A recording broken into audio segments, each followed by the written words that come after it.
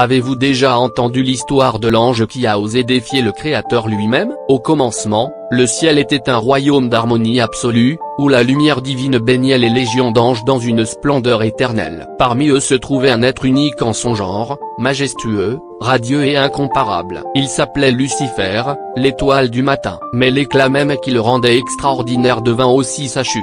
L'orgueil prit racine en lui. Être glorieux ne lui suffisait pas, il désirait davantage. Il voulait un pouvoir sans mesure. Il voulait le trône. Il voulait être l'égal de Dieu. Et ainsi, la rébellion commença. Un tiers des anges du ciel lui prêtèrent allégeance, et le royaume céleste devint un champ de bataille. La guerre ne fut pas silencieuse, elle résonna dans les cieux, ébranla l'éternité et brisa la structure même de la création. Pourtant, contre le Tout-Puissant, aucune puissance ne peut tenir. À la fin, Lucifer et ses disciples furent vaincus. Ils furent chassés, bannis dans l'abîme sans retour. L'étoile du matin tomba, sa lumière s'éteignit et il devint le prince des ténèbres. Mais dites-moi, sa chute était-elle une question de justice ou de destin? Faites-le nous savoir dans les commentaires.